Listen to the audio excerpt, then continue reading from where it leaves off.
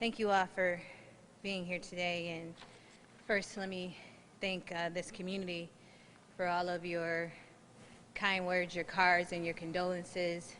I'm at the loss of my mentor, Assemblyman David Gant, and for giving me the time that I needed in order to grieve his passing during the last couple weeks.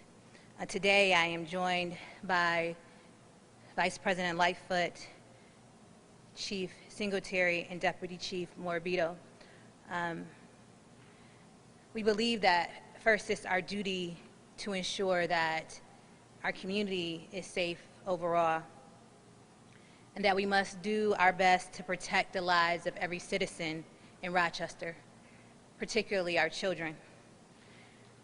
We can't continue to tolerate the lawlessness that we see and have seen happening across the city of Rochester. I would do all that I can to prevent this tragedy from destroying the lives of our families. Since June 1st, 70 people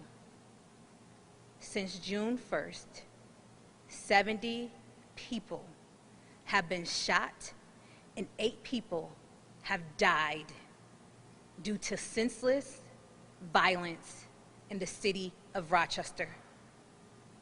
I grieve for all of these families as I grieve for my loved one. And having experienced gun violence in my own family, I can feel and understand their suffering, but it doesn't have to happen. Unfortunately, Rochester is not alone. Violence has been on the rise across the country. I believe it's a combination of hopelessness from job losses, the confinement from the pandemic, and the weariness from the high heat that has driven people to act in fear, hate, and hopelessness. By the grace of God, we have been fortunate that we have not seen the loss of life for any children that have occurred in our city, but many cities have. In Atlanta, a 9-year-old boy was shot while playing outside. 7 children were shot in Chicago this past month, and a 1-year-old was shot and killed in Brooklyn this past weekend. And while we are not alone in dealing with this scourge of violence, it is up to us to fight it. The number of shootings and other violence is something we cannot continue to sit around and be silent on. I want to thank our advocates that have been out there in the trenches, from Rock the Violence to Rock the Peace, to Rise Up Rochester, to our Pathways to Peace team, marching and bringing awareness to this. Also, McQuell Powell and his team really talking about the need to end gun violence in our community. And that is why I am issuing an emergency order today to stop the surge of violence in our city. Much of this violence has been preceded by house parties or large gatherings on our city streets or in our city parks. Therefore, the emergency order will prohibit public gatherings of 5 or more people between the hours of 11 p.m. and 5 a.m. and indoor gatherings of 10 or more unrelated individuals from 11 p.m. until 5 a.m. unless the location is licensed under the state's alcohol, beverage, and control law. In addition, at my request, Governor Cuomo is sending additional New York State police to assist our RPD officers in implementing the emergency order. Our Pathways to Peace teams will also be assigned to respond to gatherings and work with the public to educate and disperse any unlawful crowds. We are beginning to gather all of the resources to protect our neighborhoods and our families.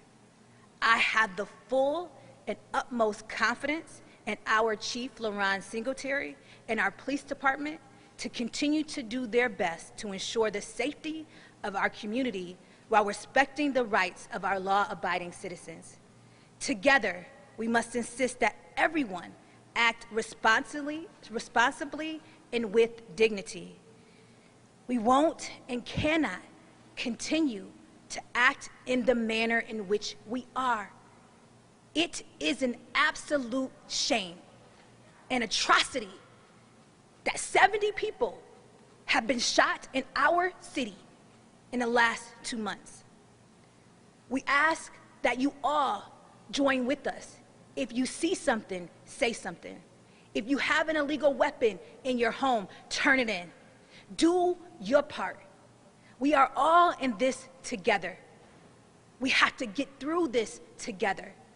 We want all of our loved ones to be with us in the end. But what we are seeing is completely unbecoming of our city and our community. And frankly, our children deserve better, and they are watching.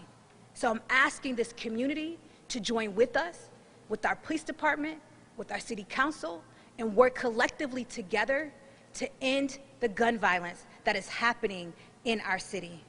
Now I would like to turn it over to Vice President Lightfoot, who will then be followed by Chief LaRon Singletary, and we will take questions after. Good afternoon, everyone, and thank you, Madam Mayor. I just want to kind of turn and reflect our attention to the WROC Against Gun Violence Coalition anti-violence slogan, which is "A shot from a gun can't be undone." So when we think about efforts that we're taking on today, that's exactly the spirit on which we're looking at, because we're realizing that in public safety, there's nothing more important than human life. And so for me to be chair of public safety as well, chairman of the WROC Against Gun Violence Coalition, I stand in collaboration and in partnership with the mayor, our police chief, and all of the men and women, the first responders that are out there dealing with these incidences on a day-to-day basis. We have to understand that these human lives that we're losing in our community are important, and they matter as well too. And to do efforts like this, I think, is preventive. We don't need to lose another life. We don't need to see another sobbing mother, another sobbing father, another sobbing family, and another family that's losing a loved one to the criminal justice system. This particular situation of violence within our community has long-lasting, deep impact and traumatic effects upon all of the families involved in our community as a whole. And I think that what the mayor is doing today is important, and is imperative that we comply to these directives that are being given by our mayor, and I fully support that, and I stand on behalf of City Council as well as Chairman of the WROC Against Gun Violence Coalition to say again that a shot from a gun cannot be undone. So we must step up. You see something, say something, and we must comply with the directives that the mayor is giving. At this time, I would like to turn it over to our police chief. Thank you. Thank you, Mayor. Thank you, Vice President. As the mayor said, and as I always say, we cannot do this alone as a police department. The Rochester Police Department will continue to fulfill its mission of protecting this city. We will continue to go after individuals who hold these parties, these illegal parties, unsanctioned parties. The impetus for many of the recent shootings that we have seen in our city have been the large gatherings that have not been regulated, that have not been sanctioned, and do not have protocols to ensure the safety of those that are in attendance. There are numerous guns at these locations. People bring alcohol to these locations, so there is no safety. We're not looking to stop family gatherings. That's what we're not trying to do. We're addressing the illegal house parties, the illegal gatherings that are a nuisance to many of the neighborhoods, to many of the residents, and that has created some violence that we have seen. It ties up resources to disperse large gatherings and limits our ability to respond to additional 911 calls throughout the city. An example of this, over the weekend, we had an incident on Boston Street where it took about 30, 35 police officers to disperse that crowd. And the police officers have been doing such respectfully, and we've been doing it in stages. The neighbors are impacted by the impromptu parties. RPD will continue to pursue the organizers of these parties, the DJs. We will confiscate equipment. We will do what we need to do to ensure the safety of citizens of Rochester. We cannot, as the mayor said, allow ourselves to become numb to violence, the violence that we have seen in this city and across this country. As the mayor stated, 70 people have been shot in the last 2 months. We are seeing this in other cities. We cannot wait for a child to be struck by a bullet before we take this serious, before there is rage in this community. And like the mayor said, I want to thank our partners who have stepped up to the plate, our community partners, to try to rid our streets of some of this violence. As the mayor stated, starting this weekend, the New York State Police will join the Rochester Police Department, and we will be patrolling the neighborhoods, stepping up our efforts, and to quell large groups from a gathering at various city locations throughout the city. As was stated earlier, violent crime, we're slightly lower than we were at last year, but if we continue this trend with the number of shootings that we are seeing, we will obviously beat the trend. But relatively speaking, to put some context behind it, violent crime, we're slightly lower than we were at this time last year, but if we continue that trend, we will surpass that. With the spike in violence and the uptick in the shootings that we've seen, I want to attribute it to the hard work. I want to attribute the hard work that we've seen by Rochester police officers, because we don't know what we're preventing by taking guns off the street, by arresting individuals responsible for shootings. We've made numerous gun arrests. This year alone, we've confiscated 109 guns. We don't know what we prevented with the confiscation of those guns and the number of arrests that we have made with regard to non-fatal shootings. Of the 109 guns, 70 were handguns and 39 were long guns. So RPD will continue our hotspot policing, our evidence-based policing, and going where the data tells us. And right now, what we're seeing as a result of these large gatherings, we're seeing violence stem from it. Police officers are on scene dispersing crowds, and we're seeing shots ring out right in front of police officers. So we cannot be numb to the violence that we're seeing in our city. Thank you. Any questions? Chief Singletary, I know you say all the time the department's doing everything it can to curb gun violence and large gatherings. Going into this weekend, let's say if you do break up a large gathering, at best, most of these people are only going to get an appearance ticket. How does that hinder what you're trying to do? Because It does hinder it, and I've said it before in a couple of press conferences, but what the mayor has done by updating her executive order is she's given us another tool on our tool belt.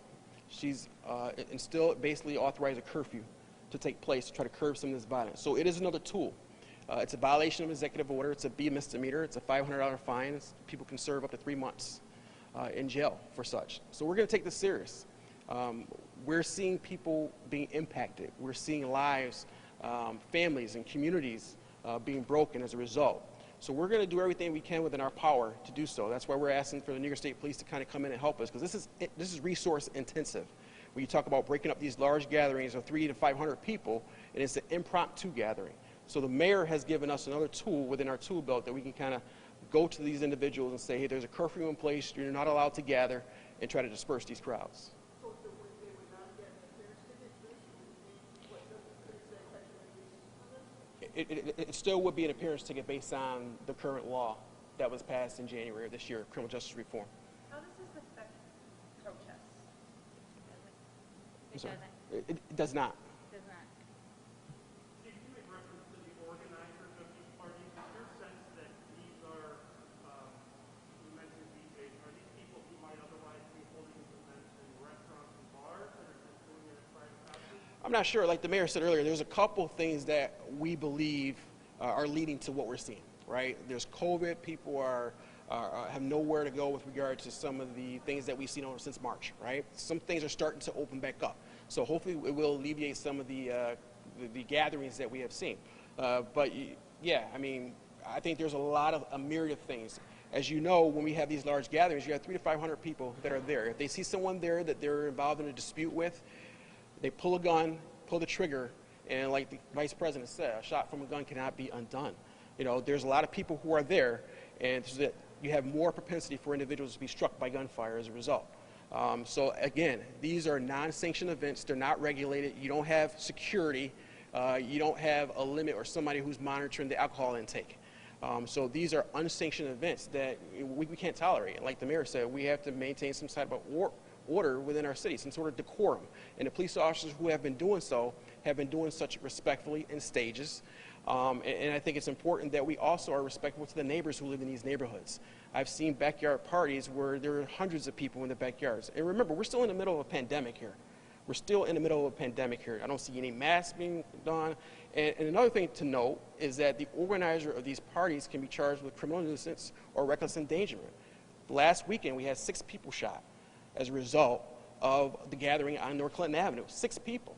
We're not talking about 6 homicides here. You know, bullets have no names on them when they leave a gun. And like the mayor said, we don't want to wait for a child to be struck. We've seen in other cities across this country to be struck by gunfire.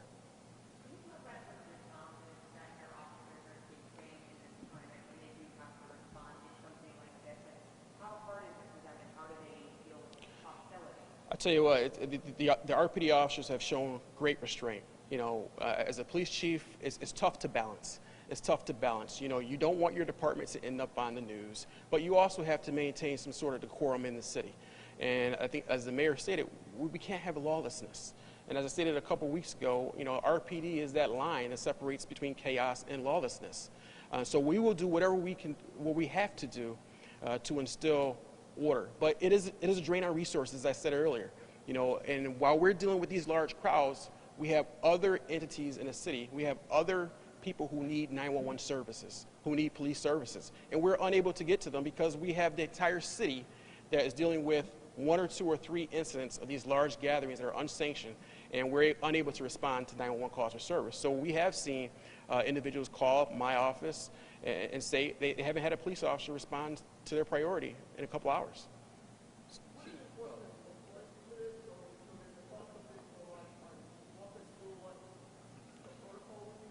So typically what happens now is an officer basically tries to find out who the organizer of the event is. And officers try to disperse the crowd in an orderly and respectful fashion. Sometimes we are met with hostility. You know, and like I said, the officers have shown great restraint. Ultimately, the crowd eventually leaves. But again, it ties up numerous resources within our city. So if they don't leave, they can be charged. I mean, the charges are still there. We can charge individuals, but the only element now is that we just can't take people to jail. So we still will issue appearance tickets. They still will have to go to court and answer the charges, whether it's disorderly conduct, whether it's a violation of the mayor's executive order, or any other type of penal law violation or city ordinance. So we still have that tool, but we just don't have the ability to take individuals to jail anymore.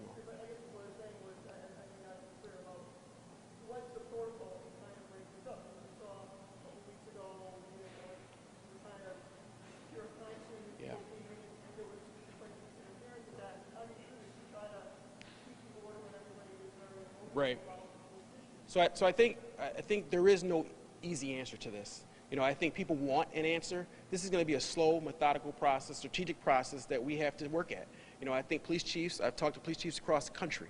You know, this is, we're dealing with COVID, we're dealing with a pandemic, we're dealing with unrest, we're dealing with issues that are affecting policing in America, right? So this is not, there is no easy answer to any of this. If we did have an answer, you know, I probably wouldn't be standing here talking to you about this, but, you know, we're continuing to work at and develop tools to see how we can do this in a manner in which we keep everyone safe. Chief, as far as state police is concerned, are they in a backup role to Rochester police officers, or are they going out on patrols of their own looking for these parties as well? We're going to pair it up. We're going to be working together jointly. I wouldn't say it's a backup role, but they are going to be assisting us and patrolling some of the hot spots, the micro hot spots that we have identified in the city, in locations where we have seen these pop-up parties occur. One of the things is going to be order maintenance. You know, we have to, I get it, we're in a pandemic, but when you start to see the violence that we've seen in the last 2 months, we have to do something. We cannot not act.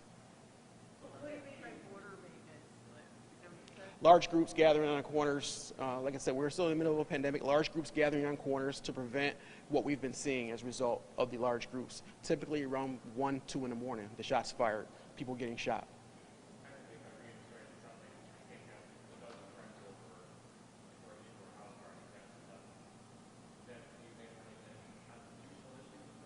If you're indoors, then there's nothing the police department really can kind of do with respect to that. But I think when it talks about outdoor gatherings, you know, city property, those outdoor facilities. And remember, you still have the governor's executive order that's still in place as well.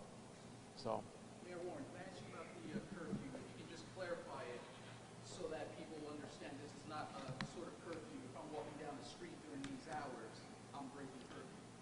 Correct. This is not that type of curfew, and if you are at an establishment like Cross Keys or something like that, that is licensed by the state of New York, then this would not apply to you.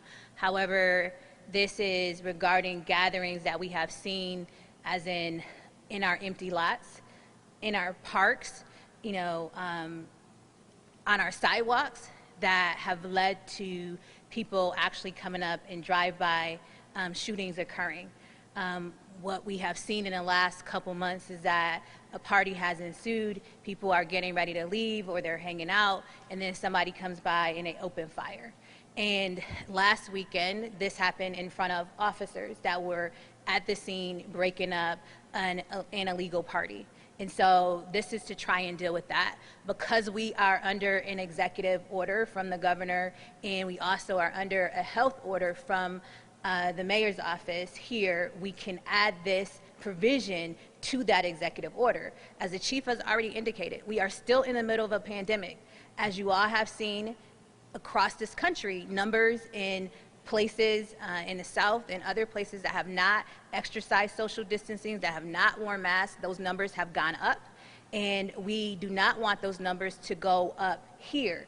But some of the things that we're seeing in not respecting and protecting your circle, having and attending these illegal gatherings have been problematic, and people have lost their life, and many have had the potential to lose their lives.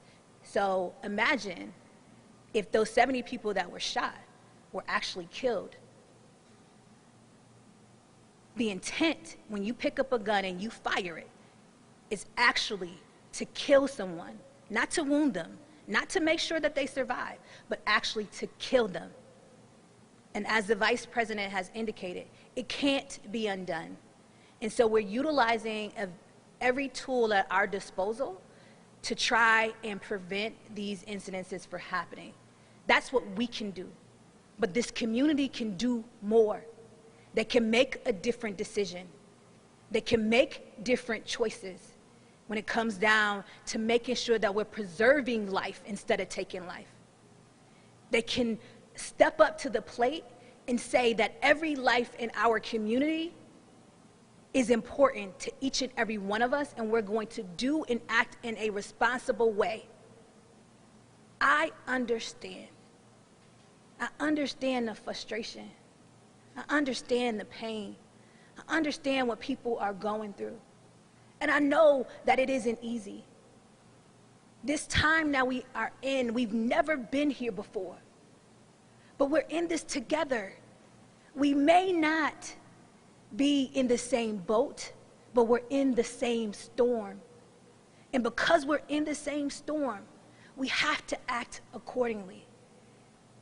And I'm asking our community to think twice about doing the things that they're doing so that everyone in our city can go home safely to their families. Yes, it will go in effect tonight. I sign the executive order immediately after this press conference. And then, we've seen a lot of this stuff happen on Friday, Saturday, and Sunday nights. And so you'll have the state troopers that will be coming in this weekend, I believe. We have to renew this executive order every 5 days. And so, hopefully we will start acting accordingly, and we won't have to necessarily include this provision, but we will include it as long as we're under a health pandemic and can issue this executive order under that pandemic.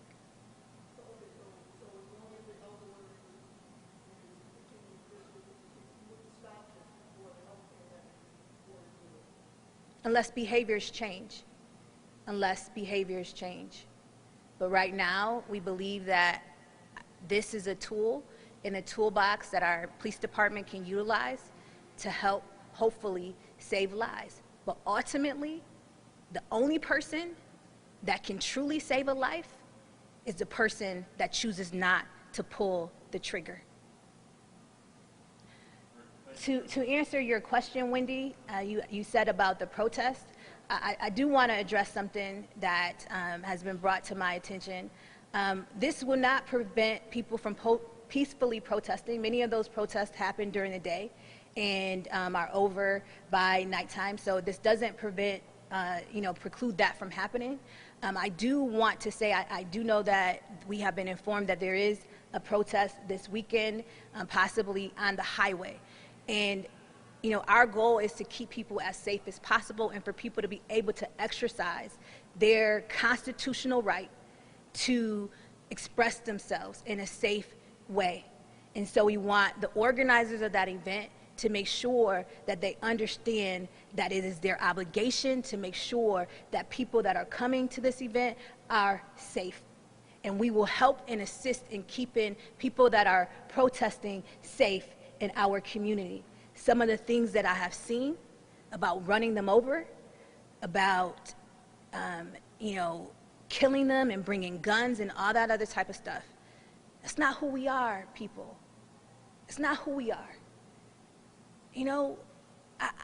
I just don't understand why we are coming to this point at this moment in time when everyone is suffering.